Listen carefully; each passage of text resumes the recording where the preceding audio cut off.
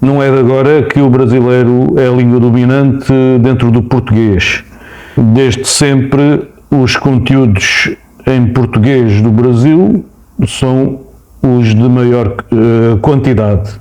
É verdade que os portugueses, principalmente os mais antigos, sempre acharam que o português de Portugal era o puro, era o correto, que o português nasceu aqui, que os brasileiros estão a estragar a língua, etc. Mas essa visão está completamente a alterar-se. Os livros traduzidos eram principalmente dentro do português brasileiro. As editoras brasileiras sempre estiveram presentes em Portugal. A música, os portugueses sempre ouviram música brasileira. Os artistas brasileiros sempre vieram cá e sempre tiveram sucesso. As telenovelas brasileiras, desde a Gabriela, sempre tiveram sucesso em Portugal. Aliás, só há pouco mais que uma década é que os portugueses começaram a ter muitas novelas portuguesas. Antes disso tínhamos uma ou outra, mas os portugueses consumiam novelas brasileiras e talvez esse foi o principal fator para os portugueses começarem, desde os anos 80, a serem colonizados, entre aspas, pelos brasileiros. Os portugueses que nasceram nos anos 70 e principalmente 80 não consideram que o português de Portugal é o mais correto, é o puro, etc. Isso é uma coisa mais antiga. Eu nasci nos anos 70, ainda tive um bocadinho essa influência de achar que o português do Brasil era inferior, mas aos poucos fui perdendo essa opinião. Em relação a quantidades, o Brasil tem cerca de 211 milhões de habitantes, Portugal tem 10 milhões.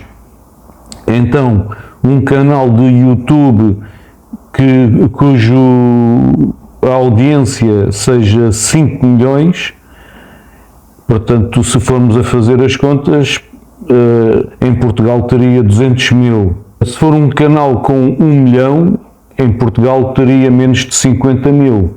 Portanto, é verdade que um canal português no YouTube seja mais difícil de monetizar. Muito mais difícil. E só os melhores é que poderiam chegar a esses números de 200 mil. Só com muito trabalho é que se consegue chegar a esses valores.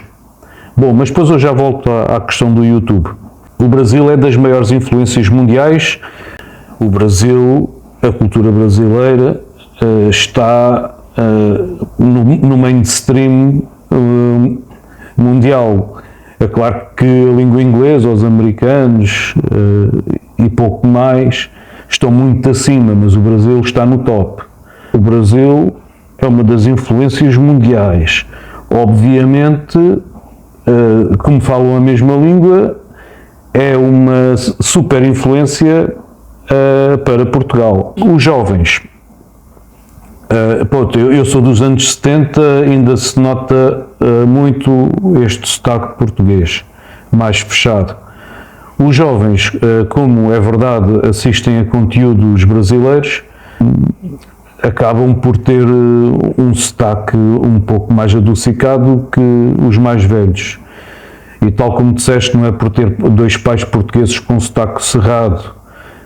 Claro que em Portugal existem vários sotaques, temos o do Norte, o do Sul, o das Ilhas, e depois dentro desses ainda há subsotaques, por exemplo, em certas cidades no centro-norte não falam de maneira igual a outras cidades que ficam a menos de 50 km ou a menos de 100 km. É claro que existe um padrão de português, tal como no Brasil. O Brasil é enorme, é de tamanho continental, ao contrário de Portugal, que é um médio país europeu. O Brasil tem muitos sotaques. Existem muitos brasileiros que abrem um canal no YouTube que não tem tanta audiência como podia ter, porque as outras partes do Brasil não entendem muitas coisas do que ele está a falar, ou então também não gostam muito daquele sotaque. Portanto, é mais difícil nós atingirmos um público-alvo com um sotaque diferente, isso é verdade, mas mesmo dentro do Brasil existe essa dificuldade. O estilo de música que os portugueses gostam também não é portuguesa. Em Portugal a música portuguesa é muito pouco ouvida, por isso é que os brasileiros também não ouvem muita música portuguesa. O acordo ortográfico que foi assinado há uma década, mais ou menos, os portugueses acharam que, por ser uma grande diferença de população, Portugal tem 21 vezes menos habitantes do que no Brasil. Os portugueses acharam que nos estávamos a subjugar.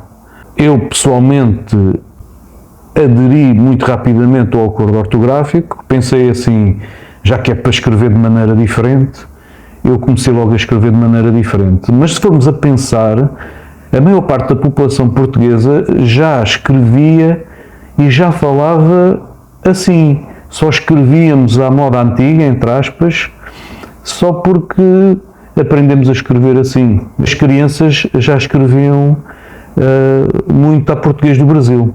Eu fui professor durante 20 anos, desde o ensino básico até ao ensino universitário, e também fui formador profissional, e nos trabalhos que os alunos faziam, de autoria deles, reparei que já escreviam, a maior parte das vezes, com o jeitinho brasileiro, com aquelas diferenças brasileiras.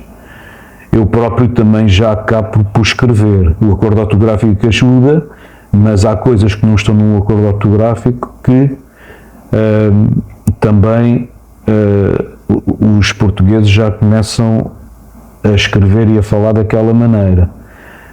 E existem crianças que já falam mais aproximado, ou posso dizer que já falam como um português do Brasil, com o sotaque brasileiro.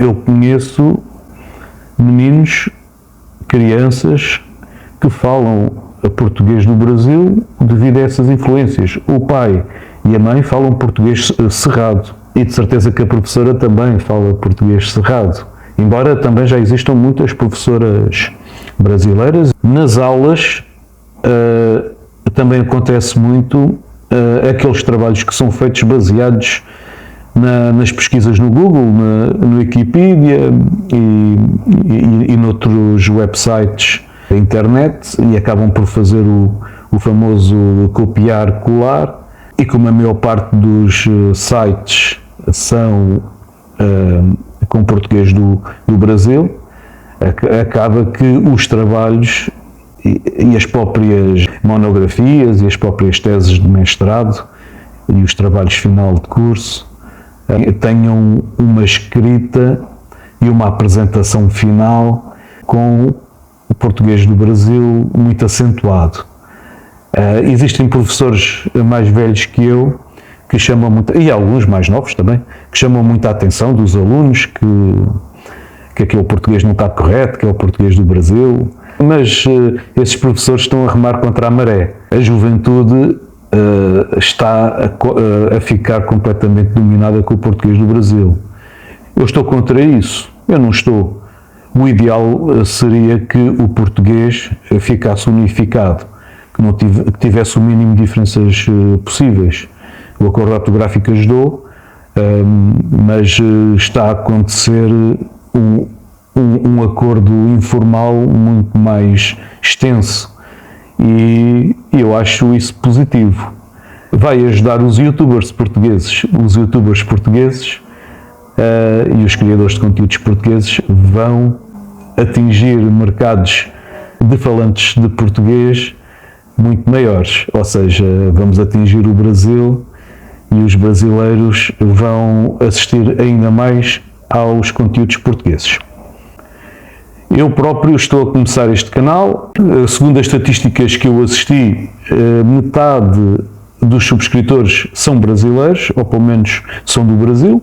Eu não forço um sotaque de português no Brasil, mas preocupo-me em, quando sei que alguma palavra no Brasil é diferente, dizer das duas maneiras. E no último vídeo que eu fiz, acabei por dizer das duas maneiras e no final já estava a dizer no português do Brasil, porque eu costumo assistir conteúdos sobre aquele assunto pelo português do Brasil e a expressão em português de Portugal, ou português europeu, não é que eu utilize mais. Não estou muito de acordo que um canal português não consiga atingir o público brasileiro. Sei que os brasileiros têm mais relitência a assistir conteúdos em português europeu, visto que têm muito mais escolhas. Mas se o conteúdo em português de Portugal for de qualidade, poderá acontecer que, tal como aconteceu com o meu canal, ter metade ou uma grande parte de público do Brasil. Nas minhas redes sociais acontece o mesmo. No Facebook e no Instagram também tenho uma grande audiência de brasileiros. Portanto, está a acontecer os brasileiros aderirem aos conteúdos em português. Claro que será difícil a um canal português superar os 200 mil seguidores no YouTube.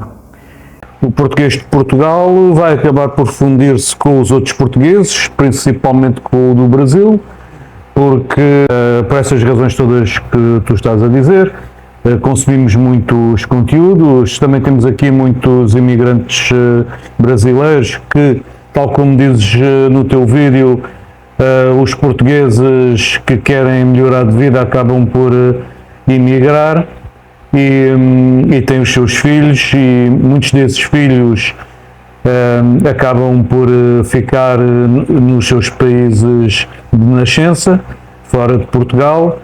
Muitos deles ficam com afinidade com as suas origens portuguesas, mas muitos não falam mais português ou falam de uma forma muito débil. Também há muitos que voltam para Portugal, mas eventualmente será a minoria. Eu sei disso porque Portugal é um país de imigrantes há muitos anos. Neste momento já temos netos e bisnetos em que isso aconteceu. Então é verdade. Estamos a ter muitos imigrantes que vêm do Brasil e da Índia e de outros países que estão a ocupar o lugar dos portugueses em idade de trabalho, ativos, e isso também contribuirá para a língua portuguesa não se manter como era. Como o brasileiro que também vive em Portugal, com os conteúdos e com a música e com toda a cultura mainstream brasileira, vai acabar que o português vai se fundir com o português do Brasil. O português europeu vai acabar por desaparecer, embora com algumas nuances, uma espécie de sotaque regional do Brasil, com aquela nuance em que os brasileiros vão continuar a reconhecer que o português de Portugal é diferente, mas muito semelhante ao português do Brasil. A nível da música portuguesa também acontece isso. Existem muitos portugueses que gostam da sua música, todavia o mercado é muito pequeno, não é questão dos 10 milhões, é muito menos que 10 milhões que gostam de música portuguesa. Os portugueses gostam mais de música de fora, não é só brasileira, americana, do mainstream, de música europeia de diversos países. Se formos a ver os tops portugueses, a maior parte são músicas estrangeiras. Seria necessário um burnout para sobreviver da música.